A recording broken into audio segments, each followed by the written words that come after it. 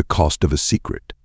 The story begins in a picturesque coastal village, where fishermen cast their nets into the shimmering sea, and women sit under wide acacia trees, weaving colorful fabrics and sharing stories.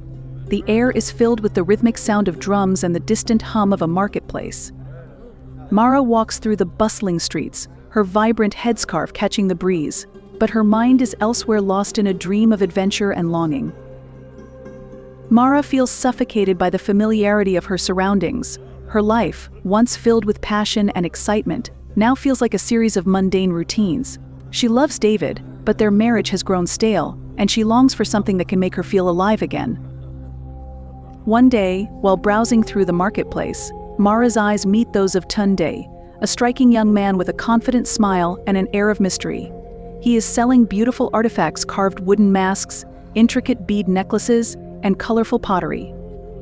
His stories of distant lands and exciting adventures capture Mara's imagination.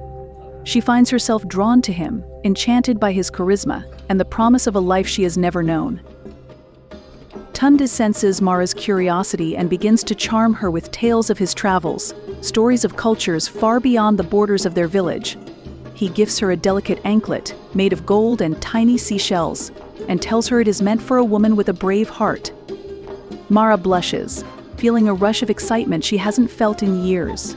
She decides to meet him again, secretly, away from the prying eyes of the village. As weeks pass, Mara and Tunde's secret meetings grow more frequent. She finds herself sneaking out at night, hiding letters, and lying to David. Tunde makes her feel alive, and the secrecy adds a dangerous thrill that Mara craves. But Ayama, Mara's best friend, starts to notice the changes. She sees the way Mara's eyes linger on Tunde, and how she rushes home late with excuses that don't add up. Amma warns Mara about the gossip starting to swirl and the dangers of breaking the village's trust. But Mara ignores her friend's warnings, lost in her own fantasy.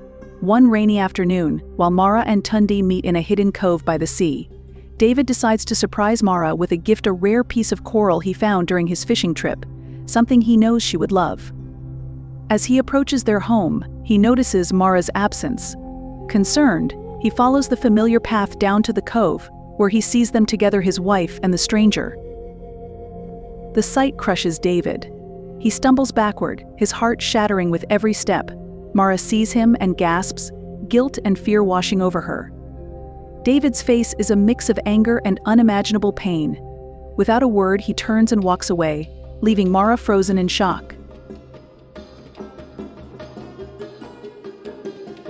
David confronts Mara later that night, his voice low and filled with hurt. Why? He asks, his eyes searching hers for answers. Was I not enough? Did our love mean nothing?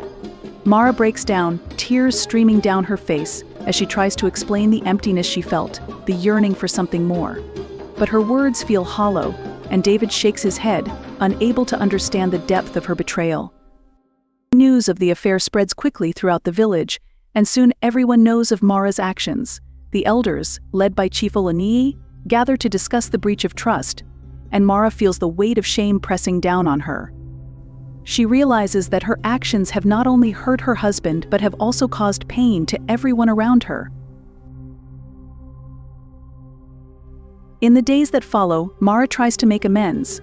She apologizes to David, who remains distant but not unkind. She visits the elders and the villagers, confessing her mistakes and asking for forgiveness. Chief Olaniyi, in his wisdom, tells her that trust is like a delicate bead necklace. It can be broken in an instant, but takes much time and patience to be restored. David, still hurt but moved by Mara's genuine remorse, agrees to try to rebuild their marriage. He asks for time, and Mara, filled with regret, promises to wait, to do whatever it takes to heal the wounds she has caused. As the village slowly begins to accept Mara's efforts, the story ends with her walking beside David on the same path where her secret was revealed, their steps uncertain but hopeful. The journey to repair their relationship is long, but Mara now understands the true cost of a secret, the loss of trust, the pain of betrayal, and the hard work of rebuilding a broken bond.